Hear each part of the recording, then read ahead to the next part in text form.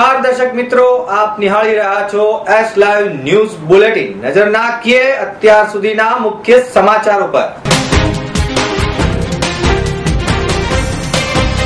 શહેરમાં ધમધમતા ફટાકડાના કારખાનાઓ।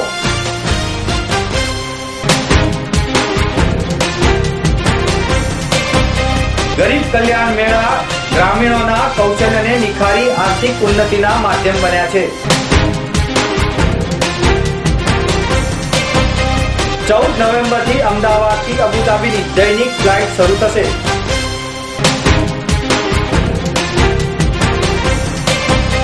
હિન્દી સૂફી આલ્બમ માટે શહેરમાં યોજાયું ઓડિશન।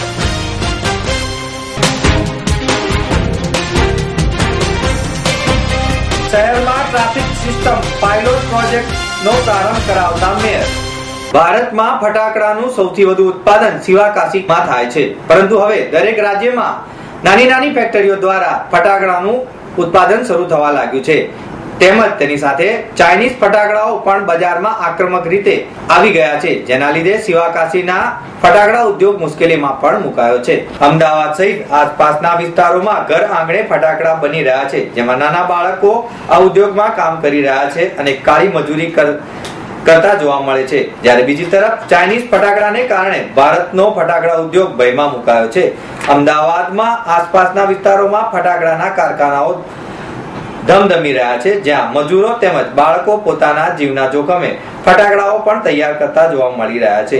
નવરાત્રી અગાઉથી અહીં કારખાનાઓમાં ફટાકડા બનાવવાનું કામ શરૂ થઈ જાય છે। આ ફટાકડા શિવાકાશીના ફટાકડા કરતા સસ્તા પડતા હોવાથી વેપારીઓ ઘર આંગણેના ફટાકડાનું જથ્થાબંધમાં વેચાણ કરતા હોય છે।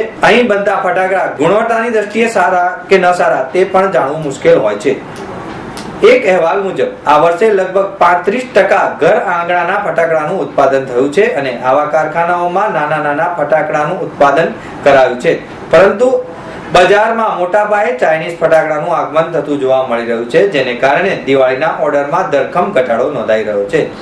દેશભરમાં વપરાતા લગભગ 90% ફટાકડા શિવાકાશીમાં બને છે, ઉપરાંત 80% માચીસ પણ અહીં બને છે। આમ શિવાકાશીના ફટાકડાનું માર્કેટ ચાઇનીઝ ફટાકડા માર્કેટે તોડી નાખ્યું હોવાથી તેના લીધે શિવાકાશીના ફટાકડા બજારમાં ઘણી મુશ્કેલીઓનો સામનો કરી રહ્યું છે। ગરીબ કલ્યાણ મેળા માત્ર સાધન સહાય આપવા પૂરતા સીમિત ન રહેતા ગ્રામીણ ગરીબોના કૌશલ્યને નિખારી આપી સરકારની સહાયને સથવારે આર્થિક ઉન્નતિના માધ્યમ બન્યા છે, તેમ મુખ્યમંત્રી આનંદીબેન પટેલે દ્વારકામાં જણાવ્યું હતું। મુખ્યમંત્રી નવરચિત દેવભૂમિ દ્વારકા જિલ્લામાં ગરીબ કલ્યાણ મેળાની 7મી શૃંખલાનો પ્રારંભ કરાવ્યો હતો। તેમણે 1894 ગરીબ વંચિત લાભાર્થીઓને રૂપિયા 1.6 કરોડના સાધન સહાય અર્પણ કર્યા હતા। આનંદીબેને આ જિલ્લામાં રૂપિયા 12 લાખના ખર્ચે નવનિર્મિત નંદગરનું પણ લોકાર્પણ, રૂપિયા 4.34 કરોડના વિવિધ વિકાસના કામોના ખાતમુહૂર્ત પણ સંપન્ન કર્યા હતા। આનંદીબેને જણાવ્યું કે અત્યાર સુધીમાં યોજાયેલા ગરીબ કલ્યાણ મેળાના માધ્યમ દ્વારા રાજ્ય સરકારે 10,000 કરોડ રૂપિયાની સાધન સહાય ગરીબ માધ્યમ વર્ગના લોકોને સીધી હાથમાં આપી છે। દેવભૂમિ દ્વારકા ખાતે પર્યટન ક્ષેત્રનો વિકાસ થાય તે માટે ઓખાથી બેટ દ્વારકા સુધીના બ્રિજના નિર્માણની રજૂઆત પ્રત્યેક રાજ્ય સરકાર દ્વારા વિચારાધીન કરવામાં આવી છે। આ અવસરે મહિલા અને બાળ કલ્યાણ રાજ્યમંત્રી વસુબેન ત્રિવેદી એ પ્રાસંગિક ઉદ્બોધન પણ કર્યું હતું।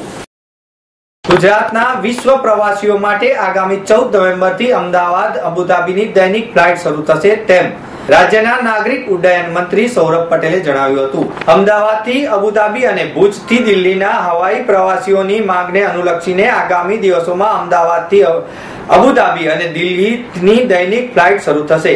આ રૂટ માટે નવા હવાઈ ઉડ્ડયનની જરૂરિયાતને ધ્યાનમાં લઈને રાજ્યના નાગરિક ઉડ્ડયન મંત્રી સૌરભ પટેલ અને જેટ એરવેઝના સત્તાવાળાઓ સાથે જીએમડીસી ખાતે એક બેઠક યોજાઈ હતી। બેઠકની ફલશ્રુતિ અંગે મંત્રીએ જણાવ્યું હતું કે આગામી 14 નવેમ્બરથી અબુધાબી તથા 26 ઓક્ટોબરથી ભુજથી દિલ્હી વચ્ચે દૈનિક ધોરણે ફ્લાઇટ શરૂ થશે। અમદાવાદથી અબુધાબીની ફ્લાઇટ અમદાવાદથી દરરોજ રાત્રે 8 વાગે ઉપડીને અબુધાબી સમય પ્રમાણે પહોંચશે, જ્યારે બપોરે 3 વાગે અમદાવાદ તે પરત પણ ફરશે। અમદાવાદથી ઘણા બધા મુસાફરોને પરદેશ જવા માટે બોમ્બે અને દિલ્હીથી કનેક્ટિવિટી લેવી પડતી હતી। ફ્લાઇટો વધારવા માટે રજૂઆત કરી હતી। જેટ એરવેઝની જોડે ચર્ચા કર્યા પછી એ લોકો એક નવી ફ્લાઇટ અમદાવાદથી આબુધાબી 14મી નવેમ્બરથી રોજ ચાલે એ પ્રમાણેનું એ લોકોએ આયોજન કર્યું છે. આ ફ્લાઇટ આબુધાબી જશે અને ત્યાંથી કનેક્ટિવિટી જુદા જુદા દેશોમાં, જુદા જુદા શહેરોમાં, ન્યુયોર્ક છે, લંડન છે, સેન ફ્રાન્સિસ્કો છે, મ્યુનિચ છે, કુવેટ છે, આ બધી જગ્યાએ ત્યાંથી કનેક્ટિવિટી થશે. આનાથી જે ટાઈમિંગ છે એ બી ખૂબ સારા ટાઈમિંગ છે. રોજ અમદાવાદથી રાતના 8 વાગે ઉપડશે અને આબુધાબીના ટાઈમિંગ રાતના 10 વાગે ત્યાં પહોંચશે. પાછાવાળાનો બી ટાઈમિંગ અહીંયા બપોરના 3 વાગે લેન્ડ થાય છે. એટલે મુસાફરોને ખૂબ સારો લાભ આ કનેક્ટિવિટીથી 14મી નવેમ્બરથી મળશે. RK મોશન અને AR પ્રોડક્શન દ્વારા શુક્રવારે અપકમિંગ હિન્દી સૂફી આલ્બમ માટે ઓડિશન યોજાયું હતું. ગ્લેમરસની દુનિયામાં છવાઈ જવા માંગતા યંગસ્ટરો ઘણા આશા સાથે આવ્યા હતા. આ આલ્બમના પ્રોડ્યુસર અમિત વ્યાસ અને મુંબઈ બેઝ રાહુલ કપૂર કહે છે કે ગુજરાતની નવી જનરેશનમાં ખૂબ જ ટેલેન્ટ છે અને તેઓ હોલીવુડ સુધી પહોંચી શકે એમ છે. આ આલ્બમનું જેસલમેરમાં શૂટિંગ થનાર છે. આ ઓડિશન માટે મોટી સંખ્યામાં નવોદિત કલાકારો ઉમટી પડ્યા હતા, જેમાંથી 2 નવોદિત કલાકારોને પસંદ કરવામાં આવ્યા હતા. આ અંગે ઓડિશનમાં આવેલા લોકોનું કહેવું હતું કે આ પ્રમાણેના ઓડિશનથી અમારા જેવા નવોદિત કલાકારોને એક સારું પ્લેટફોર્મ મળી રહેશે, જેના લીધે ભવિષ્યમાં અમને વધુ સારી તકો પ્રાપ્ત થશે. हमारा ये एल्बम सूफी एल्बम के लिए ऑडिशन है.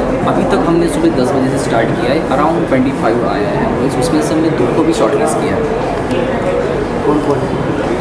नाम अभी एक्चुअली ऑफिशियली हमने रिलीज़ नहीं किया है, लेकिन अभी हम शाम को 6-7 बजे तक तो बता देंगे. जो आप एल्बम बनाने जा रहे हो, किस तरह का एल्बम है, इसमें क्या कुछ नया मिलेगा, क्या है, उसमें क्या शूटिंग होने वाली है, वो एल्बम के बारे में पूरा होगा. ये एल्बम एक सूफी है जिसको हमने दो प्रोजेक्ट में मतलब डाला हुआ है कॉन्सेप्ट में. एक रोमांटिक एक सैड है और इसका पूरा शूटिंग हमारे राजस्थान जैसलमेर में होगा. જાપાનની ઝીરો સમ કંપની દ્વારા અમદાવાદ મ્યુનિસિપલ કોર્પોરેશનના સહયોગમાં ઇન્ટેલિજન્ટ ટ્રાફિક સિસ્ટમમાં પાયલોટ પ્રોજેક્ટનો અમદાવાદ શહેરના મેયર મીનાક્ષીબેન પટેલના હસ્તે પ્રારંભ કરવામાં આવ્યો છે, જેની સાથે ડેપ્યુટી મેયર રમેશ દેસાઈ, ભાજપના નેતા મયુર દવે તેમજ મ્યુનિસિપલ કમિશનર ડી થારા ઉપસ્થિત રહ્યા હતા. ઝીરો સમ કંપનીના મેનેજિંગ ડિરેક્ટર ચિકારાજ કિંકુજીએ જણાવ્યું કે આ પાયલોટ પ્રોજેક્ટ હેઠળ અમદાવાદમાં 10 કિલોમીટર વિસ્તારમાં એપીએમસી માર્કેટથી IIM 4 રસ્તા સુધી 14 કેમેરા, 2 ટ્રાફિક સેન્સર અને 4 VMC બોર્ડ મુકાયા છે, જેનાથી વાહન ચાલકો VMC બોર્ડ પર કયા રસ્તા પર કેટલો ટ્રાફિક અને કયો રસ્તો ખુલ્લો છે તેને વૈકલ્પિક રસ્તો પણ પસંદ કરી શકશે. આ સિસ્ટમનું માર્ચ 2015 સુધી અમારી કંપની મેન્ટેનન્સ કરશે અને ત્યારબાદ તેનું મેન્ટેનન્સ કોર્પોરેશન કરશે. શહેરમાં શ્યામલ 4 રસ્તાથી શિવરંજની 4 રસ્તા જવાના રોડ પર LOC પંપ પાસે ઇન્ટેલિજન્ટ ટ્રાફિક સિસ્ટમનો પ્રારંભ કરાયો છે. 30 કિલોમીટરનો જે આ પ્રોજેક્ટ તૈયાર કરવામાં આવ્યો છે તેમાં 14 કેમેરા બેઝ ટ્રાફિક સેન્સરનો ઉપયોગ કરવામાં આવ્યો છે અને 4 વેરિયેબલ મેસેજ સાઇડ બોર્ડ પણ મૂકવામાં આવ્યા છે, જેના કારણે તમામ વાહન ચાલકોને તેને સંપૂર્ણ માહિતગાર થઈ શકશે. આ 4 VMC બોર્ડ જ્યાં શહેરની શરૂઆત થાય તેવા APMC market 132 foot ring road ઉપર રાખવામાં આવ્યા છે, જેના કારણે આ તરફ આવનારા વાહનોનો સમગ્ર ચિતાર તેમજ ટ્રાફિક વ્યવસ્થા પણ જોઈ શકાશે. આ માટે ખાસ કેમેરા અને ટ્રાફિક સેન્સર દ્વારા સંપૂર્ણ માહિતી પણ પીરસવામાં આવશે. તો મિત્રો, આ હતા અત્યાર સુધીના મુખ્ય સમાચાર. સમાચારની ખાસ ગતિવિધિ માટે આપ નિહાળતા રહો S Live ન્યૂઝ બુલેટિન. નમસ્કાર.